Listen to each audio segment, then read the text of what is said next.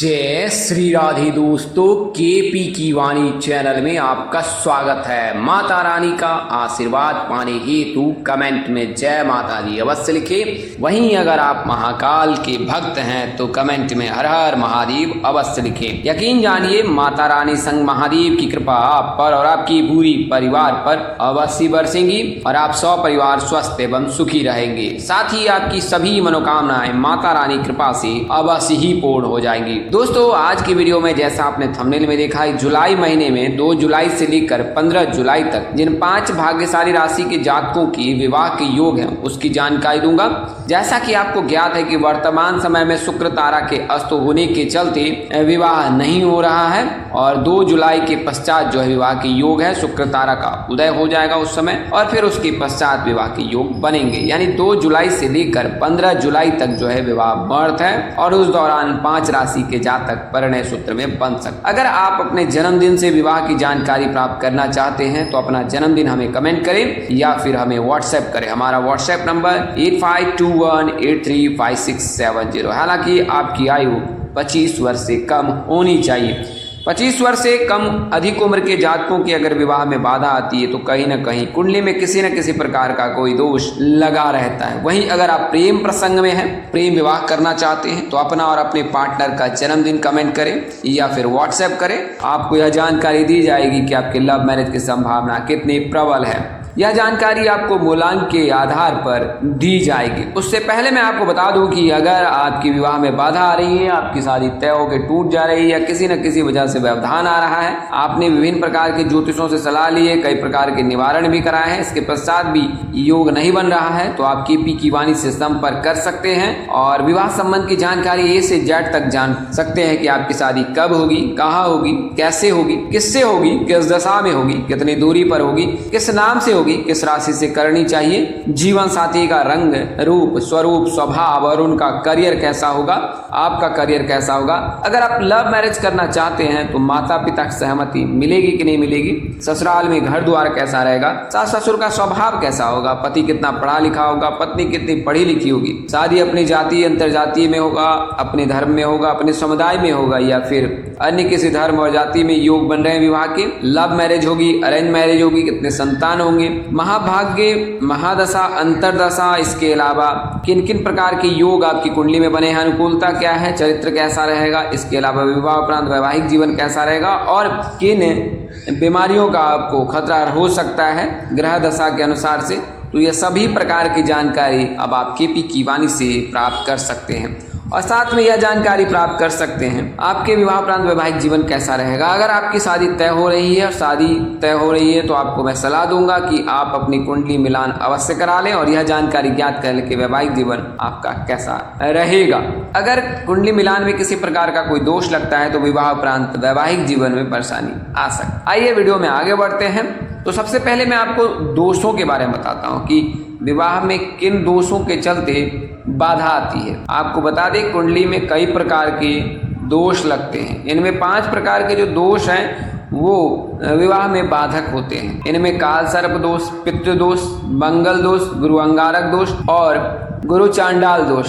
ये जो 5 प्रकार के दोष हैं, इन दोषों के चलते जो है विवाह में बाधा आती है। काल सर्प दोष तब लगता है जब राहु और केतु के मध्य सभी अशुभ ग्रह उपस्थित हो जाए और ये दोनों एक सीध में रहे, तब काल सर्प दोष लगता है। पितृदोष तब लगता है, 2 प्रकार से पितृदोष लगते हैं। एक तो प्रारब्ध होता है, दूसरा अगर भाग्य भाव में राहु उपस्थित हो या फिर सूर्य के साथ राहु उपस्थित हो किसी भी भाव में तो फिर पितृदोष लगता है। तो इसका निवारण अनिवार्य होता है और अगर आप निवारण करा लेते हैं तो फिर आपका वैवाहिक जीवन सुख में बीतता है, साथ ही शीघ्र शादी के योग बनते हैं। मंगल दोष, जैसा कि आपको पता ही है कि दक्षिण भारत में द्वितीय भाव को भी मंगल दोष के लिए विचार किया जाता है, लेकिन उत्तर भारत में द्वितीय भाव का विचार नहीं किया जाता है। तो प्रथम भाव, चतुर्थ भाव, सप्तम भाव, अष्टम भाव और 12वें घर में जब मंगल रहता है तो जातक मांगलिक होता है। कई परिस्थिति में जातक का दोष परिहार हो जाता है जब मंगल गुरु के साथ हो, शुक्र के साथ हो या गुरु लग्न भाव में बैठा हो, तो ऐसी परिस्थिति मंगल दोष का परिहार हो जाता है, लेकिन निवारण अनिवार्य होता है। इसके अलावा मंगल दोष के अलावा जो है गुरु चंडाल दोष, गुरु जब राहु केतु के साथ उपस्थित हो, अंगारक योग जब मंगल राहु या केतु के साथ उपस्थित हो तो लोग लगता है, तो इन दोषों का निवारण अनिवार्य होता है। इन दोषों का निवारण आप करा सकते हैं। किसी लड़के का जन्मदिन ज्ञात नहीं है और उनके विवाह में बाधा आ रही है, उन्हें मैं सलाह दूंगा कि आप अर्क विवाह पूजन अवश्य करा लें। अगर कुंडली नहीं बनी है, कुंडली ज्ञात नहीं है, तो अगर आप अर्क विवाह पूजन करा लेते हैं तो समस्त प्रकार के अशुभ ग्रहों का प्रभाव, दोष समाप्त हो जाता है और शीघ्र विवाह के योग बनने लगते हैं। तो अर्क विवाह का पूजन आप करा सकते हैं, तो इससे विवाह के योग बनने लगेंगे। लड़कियां जो है गुरुवार का व्रत अवश्य करें, तो इससे भी जो है गुरु का प्रभाव बली होता है और इससे जो है लड़कियों के विवाह के योग बनने लगते हैं। तो अगर आप लड़की हैं और आपके विवाह में बाधा आ रही है और आपके जन्मदिन ज्ञात नहीं है, कुंडली भी नहीं बनी है, तो आप गुरुवार का व्रत रख सकती हैं। 16 या 21 गुरुवार का व्रत रखने से अवश्य पुण्य फल प्राप्त होता है। इसके अलावा गुरुवार के दिन जो है व्रत करने से जो है धन में भी वृद्धि होती है और विवाह उपरांत संतान प्राप्ति में पुत्र प्राप्ति के योग अधिक बनते हैं। तो यह तो जानकारी मैंने आपको दी है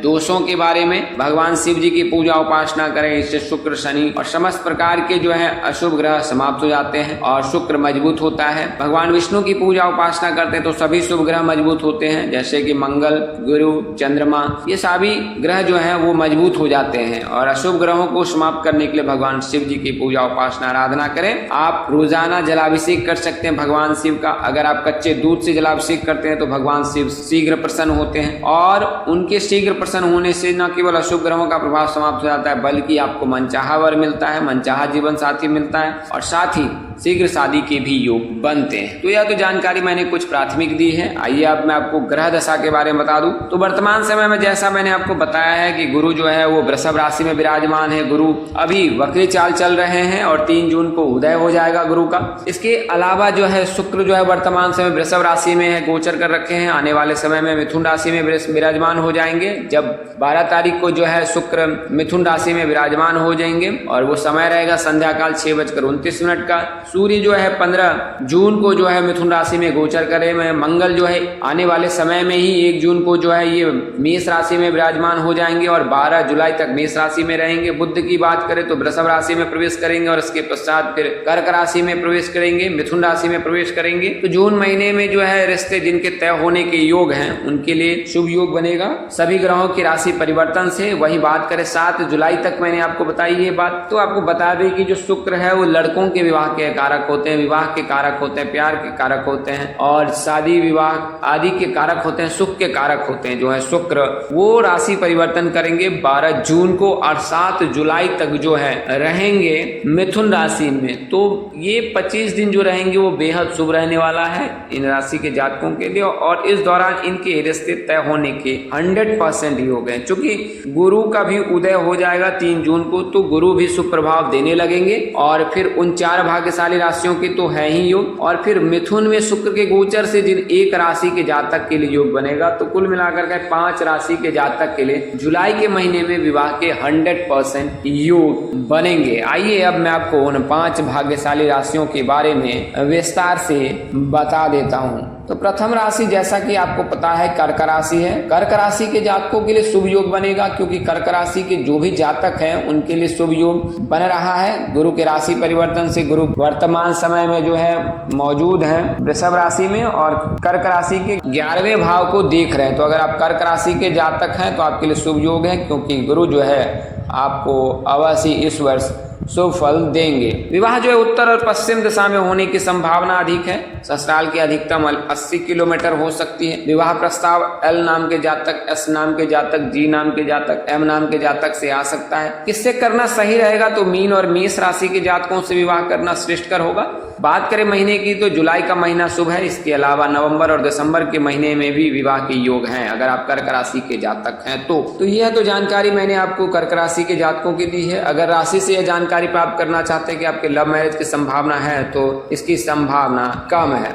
अगली जो राशि है वो कन्या राशि है। कन्या राशि के जातकों के लिए शुभ योग है इस वर्ष क्योंकि केतु का गोचर हो रखा है और केतु के गोचर से कन्या राशि के जातकों के लिए शुभ योग बना रहा है। इसके अलावा गुरु भी आपके भाग्य भाव में विराजमान है तो भाग्य का भी सहारा मिलेगा और केतु का जो भी है सहारा मिल रहा है। राहु भी जो है आपके विवाह भाव को देख रहे हैं। तो 27 वर्ष से अधिक के जातक जो भी कन्या राशि के उनके लिए विवाह के योग हैं। हालांकि अगर विवाह भाव में शनि और केतु विराजमान है तो 30 वर्ष के बाद ही विवाह के योग बनेंगे। और अगर कुंडली में किसी प्रकार का कोई दोष नहीं लगा है तो साल 2024 में विवाह के योग बन रहे हैं। अगर आप कन्या राशि के जातक हैं तो आपके राशि स्वामी बुध हैं। आराध्य भगवान गणेश जी, भगवान गणेश जी की पूजा उपासना आराधना अवश्य करें। अगर आप रत्न धारण करना चाहते हैं तो पन्ना, हीरा और नीलम में से पन्ना धारण कर सकते हैं। बात करें दिशा की तो उत्तर और दक्षिण दिशा आपके लिए अनुकूल है। अगर विवाह की बात करें तो भाग्यशाली रंग आपका हरा है। भाग्यशाली अंक 3 और 8 है। 3 और 8 तारीख के दिन आपका शुभ माना जाता है, तो इन 2 तारीखों का आप चयन कर सकते हैं। बात करें नाम अक्षर की तो ए नाम के जातक, एस नाम के जातक, डी नाम के जातक से आपके लिए शुभ योग बन रहा है अगर आप कन्या राशि के जातक हैं तो यह तो जानकारी मैंने आपको कन्या राशि की दी है। अगली राशि जो है वृश्चिक राशि है। वृश्चिक राशि के जातक के लिए भी शुभ योग बन रहा है। अगर आप वृश्चिक राशि के जातक हैं तो वर्तमान वर्ष में तो शुभ योग है ही, क्योंकि वृषभ राशि के जो जातक हैं उनके विवाह भाव में गुरु विराजमान हो गए हैं तो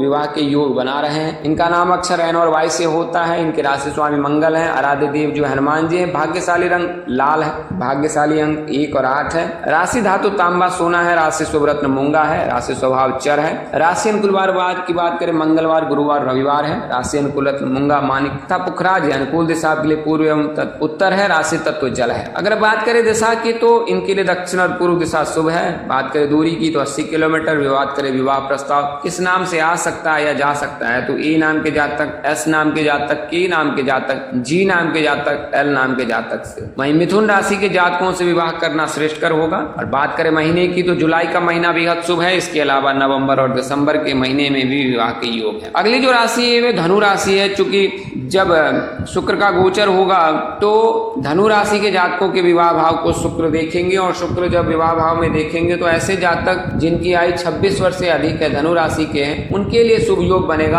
आगामी जुलाई महीने में है। तो धनु राशि के जो भी जातक हैं उनके लिए शुभ योग बन रहा है। अगर आप धनु राशि के जातक हैं तो आपके आराध्य जो है राशि स्वामी जो है भगवान देवों के देव जो है देवगुरु बृहस्पति है और आराध्य जो है भगवान विष्णु है। तो भगवान विष्णु की पूजा उपासना आराधना अवश्य करें। आपके लिए शुभ रत्न पुखराज है। पुखराज धारण कर सकते हैं। हीरा भी धारण कर सकते हैं। अनुकूल दिशा जो विवाह हेतु है वो उत्तर और पूर्व दिक् की दिशा है। बात करें राशि की तो मीन, कन्या और मेष राशि के जातकों से विवाह करना श्रेष्ठकर होगा अगर आप धनु राशि के जातक हैं तो। बात करें महीने की तो अगर आप धनु राशि के जातक हैं तो आपके लिए जो शुभ महीना वो जुलाई का तो बन ही रहा है। इसके पश्चात जो है नवंबर और दिसंबर में भी विवाह के योग हैं। ऐसे जातक जिनके विवाह में देर हो रही है उनके लिए दिसंबर का महीना शुभ है, यानी कि इस वर्ष दिसंबर के महीने में आप कन्या सूत्र में बन सकते हैं। पिछले वीडियो में मैंने बताई है दिसंबर महीने में किन जातकों के विवाह के योग हैं, तो आप वीडियो देख सकते हैं। अंतिम जो राशि वो मीन राशि है। राहु का गोचर हो रखा है। शुक्र उच्च के होते हैं तो हमेशा शुभ फल देते हैं। तो राहु के गोचर के चलते मीन राशि के जातकों के लिए शुभ योग बन रहा है। अगर आप मीन राशि के जातक हैं तो आपके राशि स्वामी जो है वो देवगुरु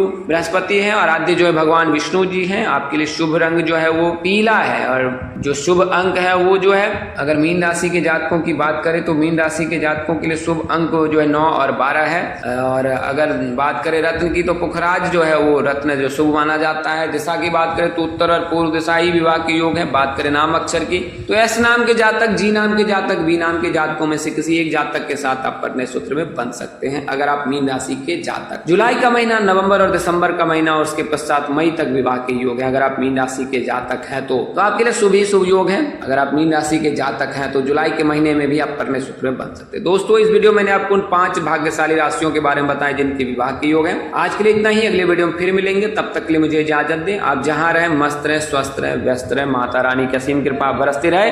परम पिता परमेश्वर आपको सद्बुद्धि, सत्मार्ग और आगे बढ़ने की शक्ति दे। नमस्कार, जय श्री राम दोस्तों, जय श्री कृष्णा, जय माता दी, जय वाहिगुरु।